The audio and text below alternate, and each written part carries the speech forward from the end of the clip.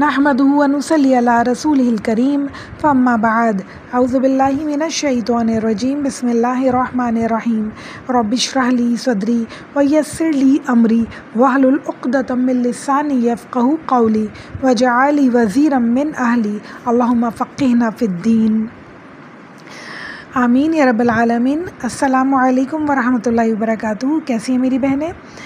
اللہ سے امید ہے ایمان اور صحت کی بہترین حالت میں ہوں گی۔ اللہ کا بہت بہت احسان ہے کہ اللہ تعالیٰ نے ہمیں سورہ البقرہ مکمل کروائی۔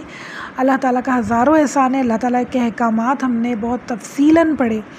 آج میں سورہ البقرہ کا خلاصہ کرنے جا رہی ہوں، سمری کرنے جا رہی ہوں، تاکہ جو باتیں ہم بھول گئے ہوں اور جو باتیں ہم اپنی پوائنٹ لکھنا بھول گئے ہوں عمل کے اپنے پاس، وہ انشاءاللہ تعالیٰ دوبارہ سے لکھ لیں اور ایک پوری سورہ کا اوور ویو ہو جائے۔ شروع کرتے ہیں۔ سورہ البقرہ ایک مدنی سورہ ہے، 286 آیات پر مشتمل، قرآن حکیم کی طویل ترین سورہ کہلائی جاتی ہے۔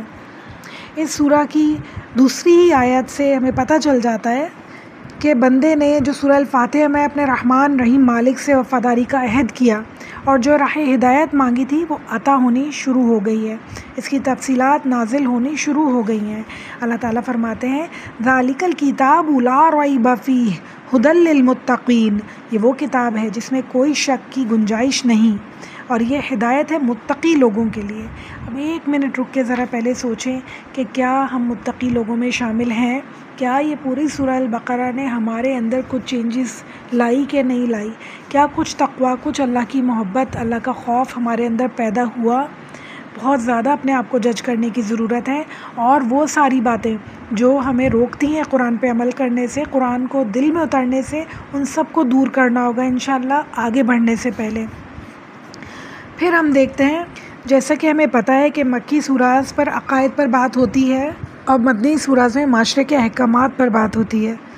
ہجرت مدینہ کے بعد عقیدے کی بنیاد پر ایک کمپلیٹ سسٹم کی ضرورت تھی، رولز کی، ریگولیشنز کی ضرورت تھی، تاکہ مدینہ کی ریاست کو اسلام کے مطابق بنایا جا سکے اور ڈھالا جا سکے۔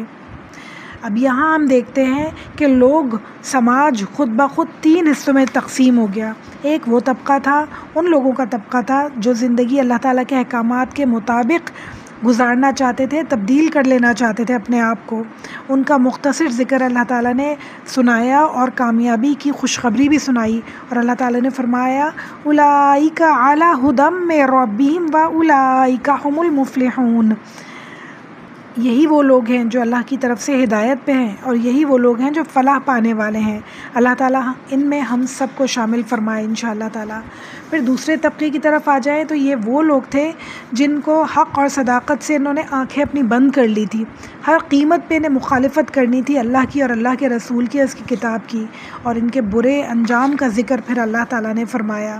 اور پھر تیسرا طبقہ اللہ تعالیٰ جن کا ذکر فرماتے ہیں، جو ہجرت مکہ کے یعنی ہجرت مدینہ میں آ کے وہ طبقہ نمودار ہوا، جو اپنے مفادات کی خاطر اپنی وفاداریاں بدلتا رہتا تھا، اہل ایمان اور اہل دشمنان اسلام دونوں کو خوش کرنے کی فکر میں رہتا تھا، اپنے دل میں اسلام دشمنی چھپائے رکھتا تھا، لیکن جب اہل اسلام سے ملتا تو اپنی وفاداریوں کا یقین دلاتا۔ یہ طبقہ مشرکین میں سے بھی تھا اور یہودیوں میں سے بھی تھا۔ یہ طبقہ تھا منافقین کا، جن کا ذکر اللہ تعالیٰ نے اس سورہ میں بھی فرمایا، اور آگے چل کے اگلی سوراز میں بہت ڈیٹیل میں ان کا ذکر آتا ہے۔ پھر جب ان کا ذکر ختم ہوتا ہے تو اللہ تعالیٰ شروع کرتے ہیں حضرت آدم علیہ السلام اور ابلیس کا قصہ۔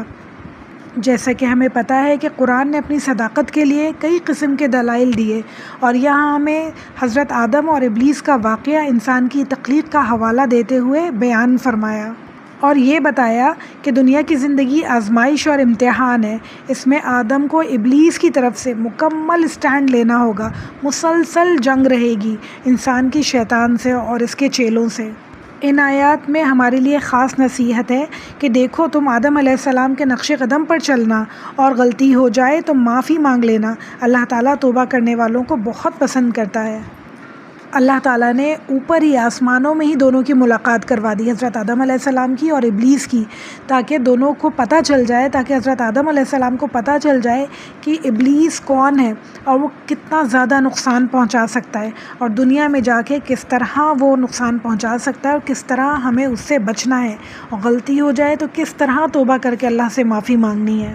اور اللہ تعالیٰ نے پہلے ہی دن سے آدم علیہ السلام کو بتا دیا تھا کہ وہ کبھی تنہا نہیں ہے، اللہ انہیں کبھی تنہا نہیں چھوڑیں گے، اللہ تعالیٰ کی طرف سے مسلسل رہنمائی انہیں ملتی رہے گی، اور جو کوئی اس رہنمائی کے مطابق چلے گا اس کی زندگی اس قدر کامیاب ہوگی کہ نہ تو اسی ماضی کا کوئی افسوس ہوگا اور نہ مستقبل کے بارے میں کوئی خوف اور نہ ہی کوئی اندیشہ ہوگا۔ اور یہ اللہ تعالیٰ کا وعدہ ہے، اللہ تعالیٰ نے لکھ کر دیا ہے قرآن میں۔ اللہ تعالیٰ ہم سب کو یقین رکھنے والا اور عمل کرنے والا بنائے، آمین۔ پھر اس کے بعد بنی اسرائیل سے خطاب کرتے ہوئے اللہ تعالیٰ کو ہم نے دیکھا، یہ ہمیں سورہ کی آیت نمبر 40 سے ملتا ہے کہ اللہ تعالیٰ براہ راست بنی اسرائیل سے گفتگو فرما رہے ہیں۔ مدینہ میں یہودی قبائل کی کافی تعداد آباد تھی، انہیں خطاب کر کے یہ بتایا گیا کہ اللہ تعالیٰ نے انہیں منصب امامت عطا فرمایا تھا، اور وہ معاہدہ پوری شریعت پر عمل کرنے کے ساتھ ساتھ یہ بھی تھا کہ جب بنی اسماعیل سے آخری نبی آئیں گے تو وہ اس کی اتباع کریں گے، یعنی یہودی بنی اسماعیل سے جب نبی آئیں گے تو ان کی اتباع کریں گے۔ انہوں نے نہ تو اس معاہدے کی خلاف ورزی کی بلکہ اور بھی نہایت بڑے بڑے جرم کیے۔ ان گناہوں کی تفصیلات اس سورہ کے نصف تک بیان کی گئی ہیں، یعنی اتنی ڈیٹیلڈ گفتگو بنی اسرائیل کے بارے میں اللہ تعالیٰ نے فرمائی ہے، اور ہمیں یہ سمجھانے کی کوشش کی گئی ہے کہ دیکھو یہ ہیں وہ اسباب، یہ ہیں وہ وجہیں جن کی بنا پر انہیں اس فرض سے ہٹا دیا گیا ہے تاکہ ہم ان سے بچ سکیں۔ بنی اسرائیل کے جرائم کا خلاصہ دیکھ لیتے ہیں۔ نمبر 1، تم سے عہد کیا گیا تھا کہ تم اس کتاب پر اور نبی پر ایمان لاؤ گے جو تمہارے نبی اور تمہاری کتاب کی تصدیق کرتی ہے۔ نمبر 2، ہماری آیات کو دنیا کی چیزوں کے عوض نہیں بیچو گے۔ نمبر 3، حق اور باطل کو مکس نہیں کرو گے، حق کو نہیں چھپاؤ گے۔ نمبر 4، نمازوں اور زکوٰۃ کی پابندی کرو گے۔ پھر فرمایا نمبر 5، تمہارے کفران نعمت کے باوجود اپنی نعمتیں تم پر جاری رکھیں۔ نمبر 6، تم نے بچڑے کی پرستش کی، من و سلوہ کی بے حرمتی کی، تم نے کم تر خوراک کا مطالبہ کیا، تم نے انبیاء کو قتل کیا۔ نمبر 7، تم خود دینی کتابیں لکھ کر انہیں اللہ کی شریعت بتاتے رہے۔ تم سے عہد لیا تھا کہ تم والدین، یتیم، اقربا، مسکین کے ساتھ حسن سلوک کرو گے، لوگوں کے ساتھ خوش اخلاقی سے پیش آؤ گے، لیکن تم نے ان تمام معاہدات کو توڑ ڈالا۔ تم پر جو ذلت اور بے عزتی نصب کر دی گئی وہ اس لیے کہ تم کتاب کے ایک حصے کو تو مانتے ہو اور دوسرے کو رد کر دیتے ہو، اور ایسا کرنے والوں کے لیے دنیا میں ذلت لازم ہے اور آخرت کا عذاب مقرر ہے۔ اللہ ایسے لوگوں میں ہمیں کبھی شامل نہ فرمائے۔ اللہ تعالیٰ نے جو ہمارے اوپر کتاب نازل فرمائی ہے اسے ہم جیسے پڑھتے ہیں بالکل ویسے ہی سمجھیں اور بالکل ویسے اس پہ عمل کریں انشاءاللہ تعالیٰ۔ ان تمام برائیوں سے اللہ تعالیٰ ہم سب کو بچائے انشاءاللہ۔ پھر اس کے بعد حیرت کی بات یہ ہے کہ ان تمام برائیوں گناہوں کے بعد بھی وہ سمجھتے تھے کہ جنت کے حقدار تو وہی ہیں، اور اگر بہنوں غور کریں تو یہ ساری برائیاں شاید ہمارے اندر بھی موجود ہیں، اور شاید یہ کہ جنت کے حقدار تو ہم ہی ہیں، ہم بھی ایسا ہی کچھ سوچتے ہیں اور ایسا ہی کچھ سمجھتے ہیں کہ ہماری تو سفارش کر دی جائے گی، ہم تو تھوڑی سی سزا پا کے پھر جنت میں ہی جانے والے ہیں۔ بالکل ایسا ہی ہم بھی سوچتے ہیں۔ اللہ تعالیٰ ان سوچوں سے ہمیں نکالے، حقیقت ہمیں نظر آئے انشاءاللہ تعالیٰ کہ کیا ہم ایسے اعمال کر رہے ہیں کہ ہم جنت میں جا سکتے ہیں یا نہیں۔ پھر اللہ تعالیٰ انہیں بتا رہے ہیں کہ تم سے بھی تخت لے لیا گیا ہے، اب تم بہترین امت نہیں ہو، صرف نسلی بڑائی کی وجہ سے جنت میں نہیں جا سکتے، اور اب قیادت حضرت ابراہیم علیہ السلام کے دوسرے بیٹے کی نسل میں دینے کا فیصلہ کیا گیا ہے۔ اچھا، اللہ تعالیٰ ہمیں یہ ساری باتیں کیوں بتائیں اللہ تعالیٰ نے سورہ البقرہ میں؟ اللہ تعالیٰ کا مقصد ہرگز بھی یہ نہیں تھا کہ ہمیں پاسٹ بتائیں کہ دیکھو سنو پیچھے کیا کیا ہوا اور میں نے کیا کیا سزائیں دی اور میں نے کیا کیا احکامات دیے۔ ان کا مقصد یہ ہوتا ہے کہ ہم نصیحت حاصل کریں۔ ان تمام باتوں کا مقصد یہ ہے کہ دیکھو جو غلطیاں پہلے لوگوں نے کی وہ تم نہ کرنا، ایسا نہ ہو کہ تمہارا انجام بھی ان کے جیسا ہو۔ اللہ تعالیٰ یہ بتانا چاہ رہے ہیں کہ امت مسلمہ اس عہد کو پورا کر سکے گی یا نہیں. یہ مقام ان کو دیا گیا ہے. اگر وہ نہیں کر سکیں تو ہو سکتا ہے کہ ان کا انجام بھی بنی اسرائیل جیسا ہی ہو، کیونکہ ہمیں پتہ ہے کہ اللہ کے پاس نہ کوئی سفارش چلے گی اور نہ ہی رشوت وغیرہ دینے کا کوئی سین بن سکتا ہے وہاں پہ. اللہ تعالیٰ ہر نعمت ذمہ داری کے بدلے میں دیتے ہیں. اللہ تعالیٰ نے جو ہمیں امت وسطیٰ بنایا، ہمیں ذمہ داری دی اللہ تعالیٰ نے آگے آنے والے لوگوں کو اللہ تعالیٰ کا کلام، اللہ تعالیٰ کی بات پہنچانے کی، اللہ تعالیٰ کے احکامات پہنچانے کی. تو اللہ ہم سب کو ان امتحانات میں کامیابی دے انشاءاللہ. پھر بات آتی ہے امت مسلمہ کے امتحان کے اوپر، جس کا ذکر دوسرے پارے سے شروع ہوتا ہے. اور اللہ تعالیٰ فرماتے ہیں اور ہم نے ایک درمیانی امت بنائی تاکہ وہ لوگوں پر گواہ رہے. پھر قبلے کی تبدیلی کا حکم آیا، یعنی کہ مسجد اقصی کے بجائے خانہ کعبہ کی طرف منہ پھیر کے نماز پڑھنے کا حکم ملا، جو کہ بہت امپورٹنٹ حکم تھا یہ دیکھنے کے لیے کہ کون ہے جو اللہ سے محبت کرتا ہے، اللہ کے رسول سے محبت کرتا ہے، نہ کہ اپنے قبلوں سے محبت کرتا ہے، نہ کہ اپنی خواہشات سے محبت کرتا ہے. اور بہت سارے لوگ اس میں کامیاب ہوئے اور بہت سارے لوگ اس امتحان میں ناکام ہو گئے. پھر اس کے بعد آیت نمبر 163 سے 286 تک اللہ تعالیٰ زندگی کے تمام شعبوں کے لیے شرعی احکامات دیتے ہوئے ہمیں نظر آئے. سب سے بڑی تسلی جو اللہ تعالیٰ نے ہمیں دی اور سب سے بڑی خوشخبری جو اللہ تعالیٰ نے سنائی وہ ہے نستعین بالصبر والصلاۃ، نماز اور صبر سے مدد حاصل کرو. جب بھی پریشانی ہو، مشکلات میں گھرے ہوئے ہو، ٹینشن ڈپریشن تمہارا پیچھا نہیں چھوڑ رہی ہو، دنیا ہاتھ دھو کے پیچھے پڑی ہوئی ہو، یعنی برے حالات ہوں تمہارے، اس وقت نماز اور صبر سے مدد مانگو. جب شیطان تمہیں ڈگمگا رہا ہو تمہارے قدم، جب پریشانیاں تمہیں چھوڑ نہیں رہی ہوں پیچھا تمہارا، اس وقت نماز اور صبر سے مدد حاصل کرو. نماز بہت ہی خوبصورت چیز ہے بہنوں. نماز میں نے پہلے بھی بتایا تھا ہمارا می ٹائم ہونا چاہیے، جب ہم اپنے دماغ کو تمام دنیا کے کاموں سے فارغ کر کے صرف اور صرف اللہ کے آگے کھڑے ہوئے ہوں نماز پڑھنے کے لیے، اور اللہ تعالیٰ سے ہمارا ٹوٹل جو کنیکشن ہو وہ اللہ تعالیٰ سے ہو اس وقت انشاءاللہ. آپ یہ سمجھ لیں کہ یہ آیت کی ہے ہماری مشکلات کے حل کے لیے. اچھا، اور نمازیں بھی اللہ تعالیٰ نے بہت الگ الگ ٹائپ کی بتائی ہیں، ڈفرینٹ ٹائپ کی بتائی ہیں.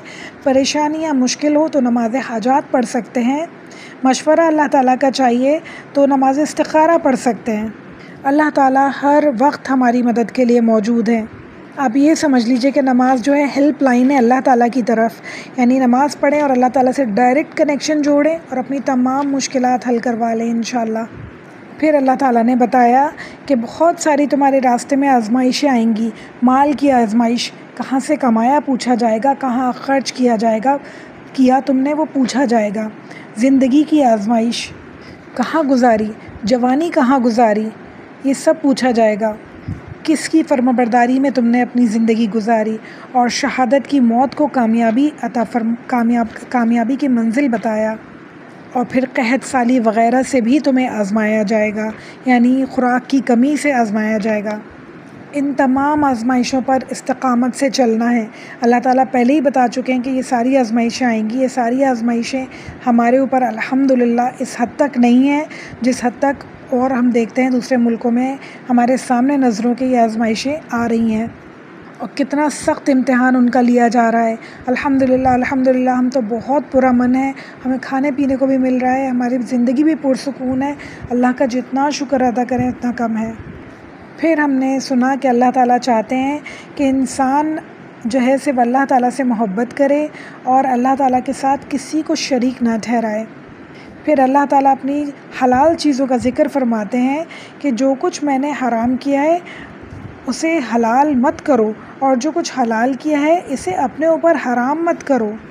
پھر آیت نمبر 170 میں دوبارہ قبلے کی چینجنگ کا جو ذکر اللہ تعالیٰ نے کیا ہے وہ نہایت اہم ہے. اس سے ہمیں کیا پتہ چلتا ہے کہ اللہ تعالیٰ فرما رہے ہیں کہ کسی خاص طرف منہ کر کے کھڑے ہونا نیکی نہیں، بلکہ نیکی کیا ہے اللہ تعالیٰ اس کی پوری لسٹ بتا رہے ہیں. اللہ پر، قیامت پر، فرشتوں پر، کتابوں پر ایمان لانا اور عمل کرنا، راہ خدا میں مال خرچ کرنا، قرابت داروں، یتیموں، مسکینوں، مسافروں، سوال کرنے والوں اور مقروض اور مجبور افراد کی ضروریات پوری کرنا، نماز قائم کرنا اور زکوٰۃ دینا، عہد کی پاسداری کرنا یعنی اپنی بات پوری کرنا، مشکل حالات میں ثابت قدم رہنا۔ جن لوگوں میں یہ صفات پائی جاتی ہیں وہی اپنے ایمان کے دعوے میں سچے ہیں۔ ان تمام باتوں سے ہمیں کیا پتہ چلتا ہے؟ صرف ظاہری حلیے پر کسی کو جج کرنا بالکل بھی اچھی بات نہیں ہے۔ ہم کسی کو بھی کوئی بھی لباس پہنے ہوئے دیکھ کے کہہ دیتے ہیں کہ یہ تو اچھا مسلمان لگ ہی نہیں رہا، یہ لڑکی تو اچھی لگ ہی نہیں رہی، یہ انسان تو پتہ نہیں کیسا ہے، جب اس نے اپنا حلیہ ایسا بنایا ہوا ہے پتہ نہیں اس کا اللہ تعالیٰ سے کنیکشن کیسا ہو۔ یہ ظاہری حلیہ ہے نا، یہ لاسٹ اسٹیج ہے۔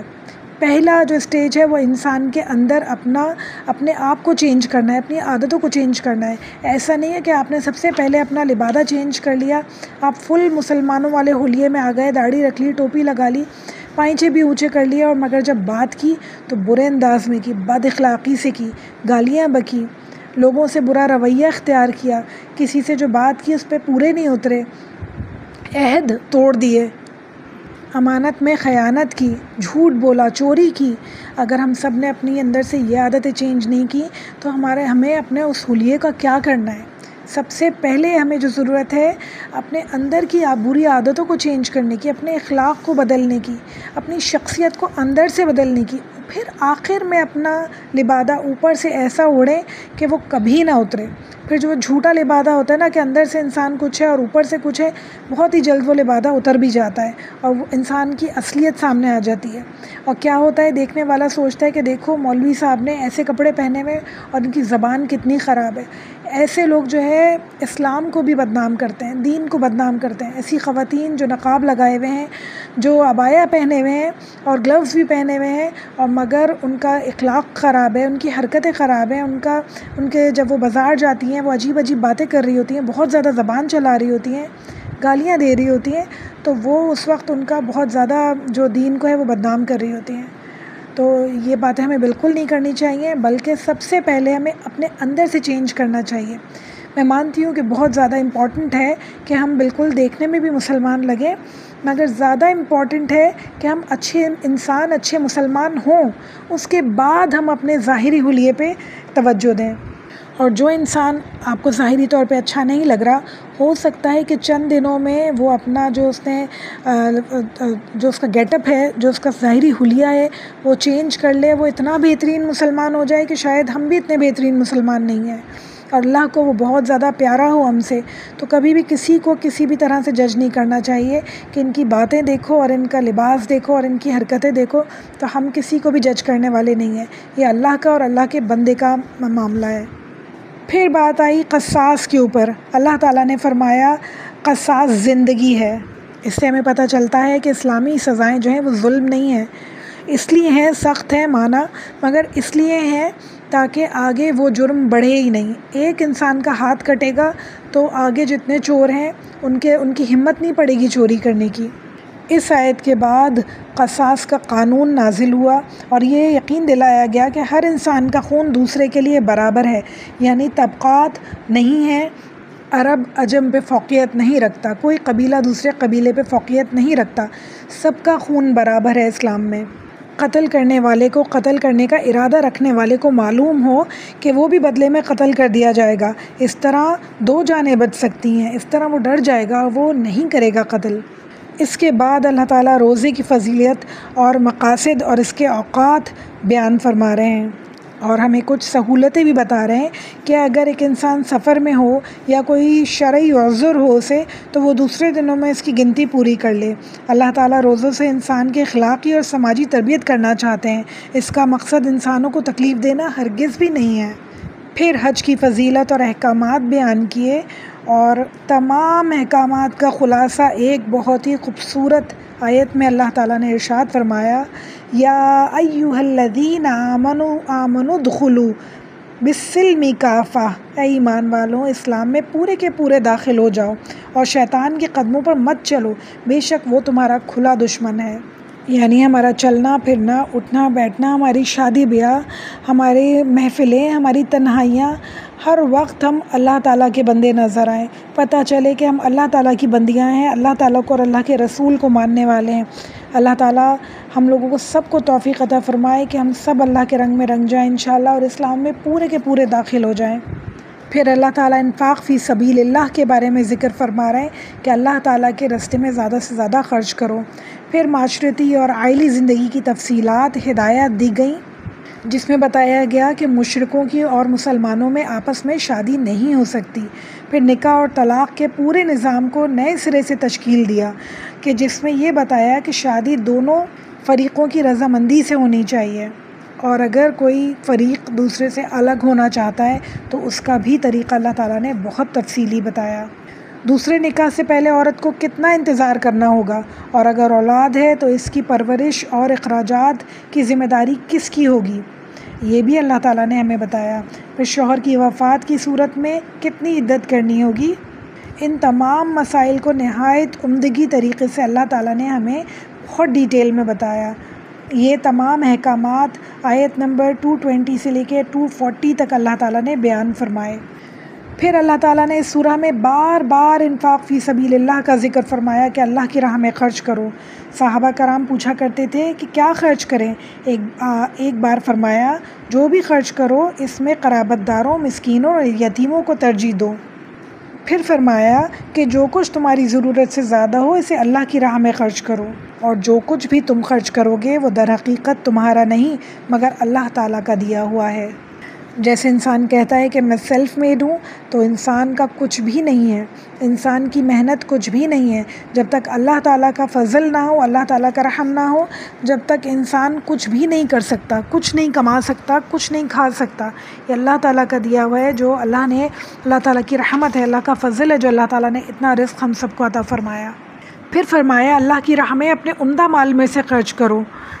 اللہ تعالیٰ اس کی اتنی زیادہ قدر کرتا ہے کہ ایک دانے کو بڑھا کر 700 دانے بنا دے گا، یعنی 700 دانے جتنی تمہیں ثواب دے سکتا ہے، یا پھر اس سے بھی بہت زیادہ۔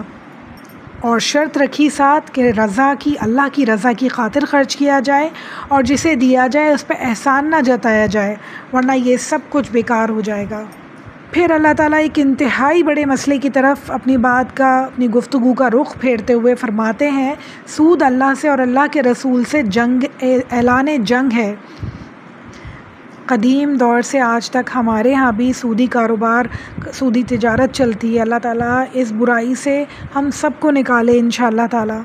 سورہ البقرہ ایک واحد سورہ ہے قرآن کی، جس میں اللہ تعالیٰ نے اتنی ڈیٹیل میں سارے کے سارے شرعی احکامات نازل فرمائے، اتنی ڈیٹیل، اتنی باریک بینی سے اللہ تعالیٰ نے بیان فرمائے کہ انسان کی سوچ ہے۔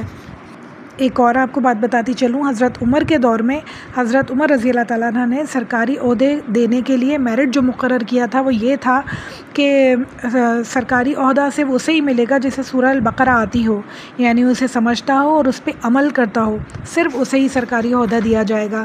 یعنی یہ ساری باتیں اس کے دل میں رچی بسی ہوں کہ ہمیں کیا کیا اللہ تعالیٰ نے احکامات دیے ہیں، ہمیں کیا کرنا ہے اور کیا نہیں کرنا۔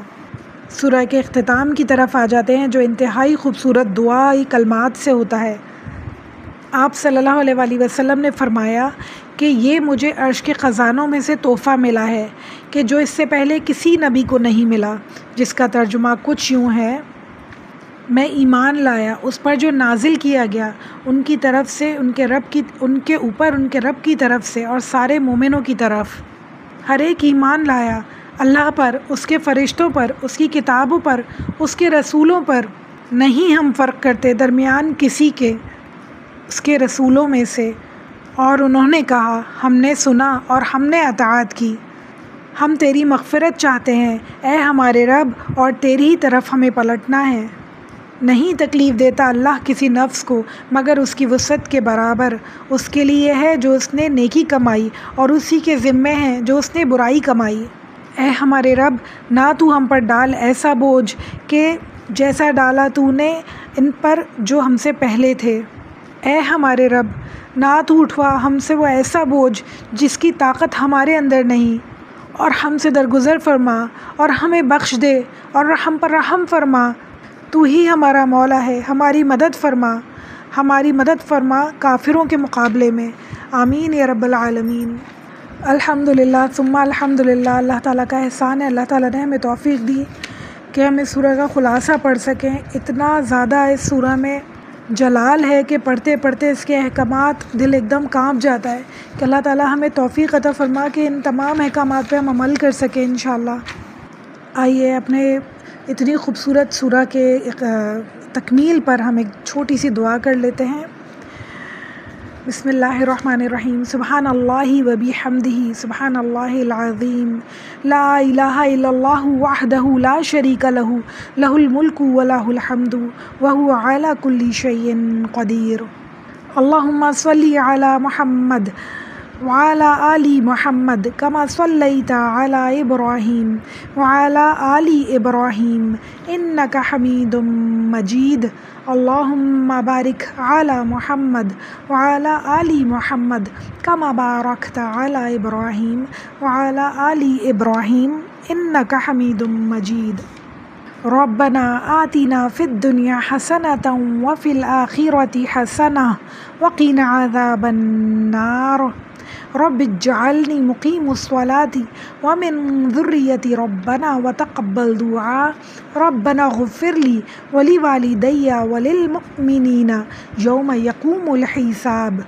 ربنا هب لنا من أزواجنا وذريتنا قرة أعين واجعلنا للمتقين إماما۔ ربنا افرغ لنا ذنوبنا سيئاتنا وتوفنا مع الأبرار۔ رب ارحمهما كما ربياني صغيرا۔ اللهم حاسبني حسابا يسيرا۔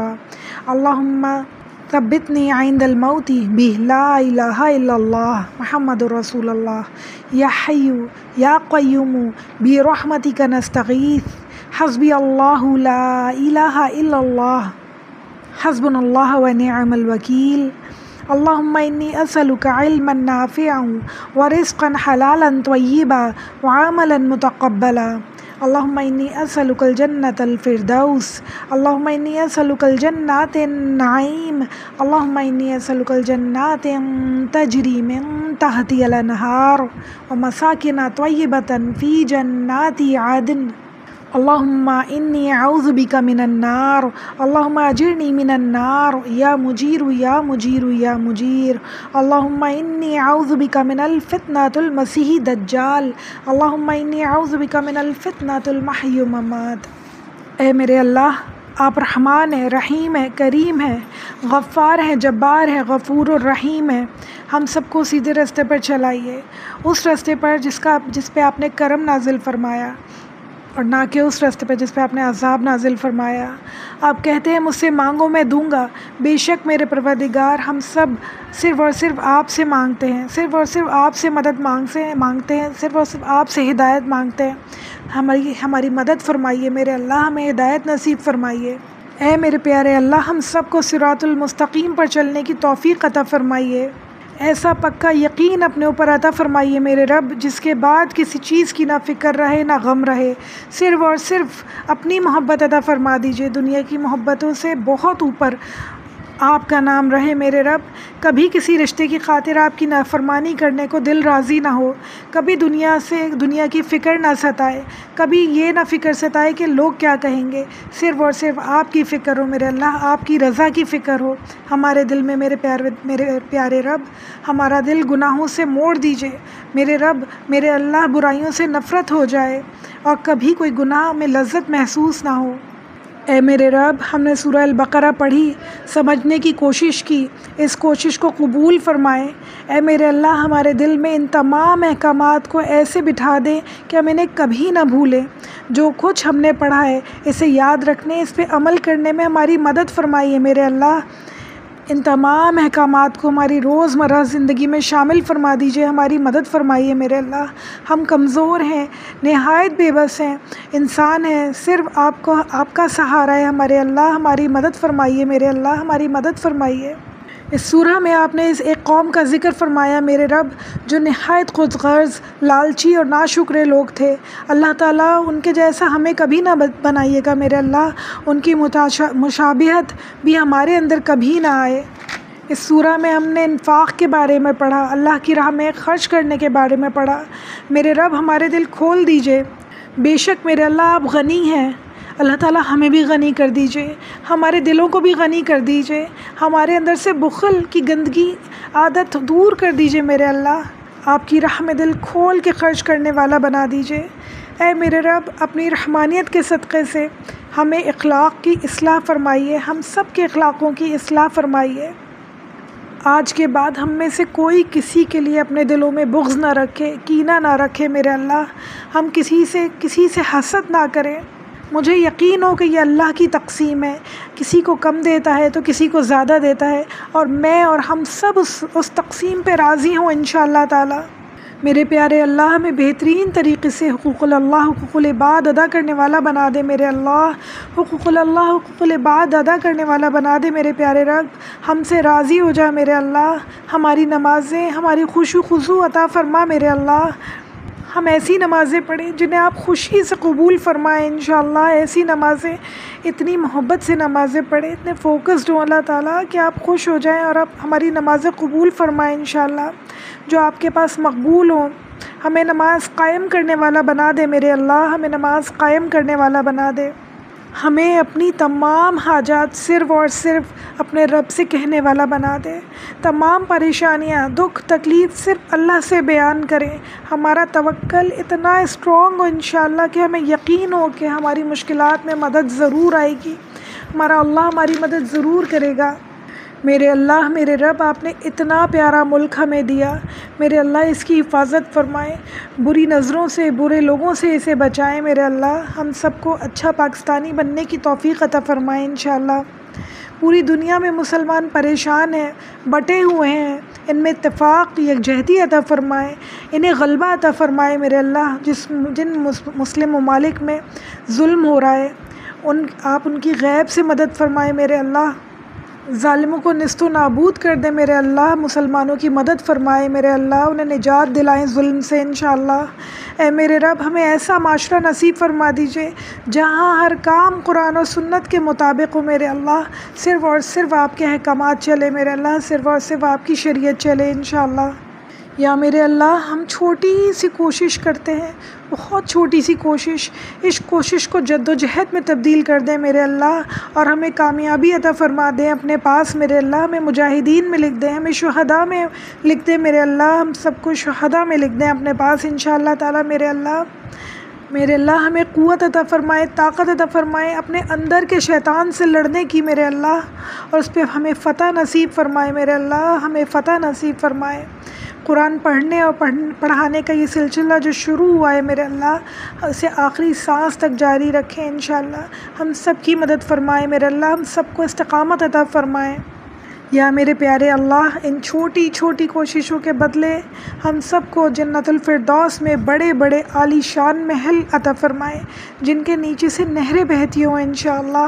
اے میرے رب، ان تمام باتوں پر ہمیں کامل یقین ہے، جس کا ذکر آپ نے قرآن میں فرمایا، یہ سب حاصل کرنے کے لیے ہمیں جد و جہد کرنے والا بنا دے میرے اللہ، ہمیں جد و جہد کرنے والا بنا دے۔ آپ کی مدد کی بہت ضرورت ہے، ہر سانس پہ ضرورت ہے میرے اللہ، ہماری مدد فرمائیے، ہماری مدد فرمائیے میرے رب۔ میرے پیارے اللہ، ہم سب کے بچوں کو سیدھے راستے پر چلائیے، ان کی حفاظت فرمائیے، ان کے ذہنوں کی، ان کے ایمان کی، ان کی نیتوں کی حفاظت فرمائیے، ان سب کے نامہ اعمال کی حفاظت فرمائیے اللہ۔ بہت مشکل دور ہے، نہایت مشکل فتنوں کا دور ہے میرے اللہ، ہم سب کے بچے نہایت مشکل فتنوں والے دور میں پیدا ہوئے ہیں میرے اللہ، انہوں نے جب آنکھیں کھولی ہیں تو فتنوں بھری دنیا دیکھی اللہ انہیں ان فتنوں سے بچا لیجئے، انہیں صراط المستقیم پر چلائیے انشاءاللہ، ہم سب کے بچوں کو اللہ تعالیٰ صراط المستقیم پر چلائیے انشاءاللہ، ان سب کے دلوں کی حفاظت فرمائیے، ان سب کی ایمانوں کی حفاظت فرمائیے انشاءاللہ، اور ان سب کو دین کے راستے پر لگا دیجئے، ان سے دین کا کام لے لیجئے میرے اللہ، ان سب کو متقیوں کا امام بنا دیجئے اللہ، ہماری آنے والی نسلوں کو متقیوں کا امام بنا دیجئے میرے اللہ، ان سب کی حفاظت فرمائیے۔ ہم نہیں ہوتے جہاں جہاں یہ بچے جاتے ہیں میرے اللہ، ان کی حفاظت فرمائیے، ہر قدم پہ، ہر لمحے ہم سب کے بچوں کی حفاظت فرمائیے اللہ تعالیٰ، برائیوں سے ان کے دلوں کو دور کر دیجئے اللہ، گناہوں سے ان کے دلوں کو دور کر دیجئے، ان کی آنکھوں کو دور کر دیجئے میرے اللہ، انہیں تقویٰ عطا فرمائیے، ان کے دلوں میں اپنی محبت عطا فرمائیے میرے اللہ، انہیں نمازوں کا پابند کر دیجئے میرے اللہ، خشوع خضوع والی نمازیں پڑھنے کی توفیق نصیب فرما دیجئے میرے اللہ، ہم سب کے اوپر رحم فرمائیے، ہم سب کو ہمارے ماں باپ کے لیے اور ان بچوں کو ہمارے لیے صدقہ جاریہ بنا دیجیے میرے اللہ، میرے پیارے اللہ، میرے رب العالمین۔ ہم سب کے تمام مرحومین کی مغفرت فرمائیے۔ جتنے لوگ ہمارے رشتہ داروں میں سے، ہم سب جتنی بہنیں میری سن رہی ہیں، ان میں سے جتنے رشتہ داروں کے اللہ تعالیٰ انتقال ہو چکے ہیں، ان سب کی مغفرت فرمائیے، ان سب کو جنت کا مکین بنائیے انشاءاللہ۔ جب ہم سب مل کے انشاءاللہ جنت میں جائیں تو ہماری ملاقات انشاءاللہ وہاں ہو۔ یا اللہ ہم سب کو بہترین طریقے سے حقوق العباد ادا کرنے والا بنا۔ یا اللہ ہم سب کو احسان کرنے والوں میں شامل فرما انشاءاللہ تعالی۔ میرے اللہ ہم سب کی فکرات کے رخ اپنی طرف موڑ دے میرے اللہ، ہم سب کو بہترین انسان، بہترین مسلمان بنا، بہترین طرح قرآن پڑھنے والا، سیکھنے والا اور پھر سکھانے والوں میں شامل فرما انشاءاللہ تعالی۔ ربی اعنی علی ذکرک و شکرک و حسن عباداتک، رب ارحمہما کما ربیانی صغیرا۔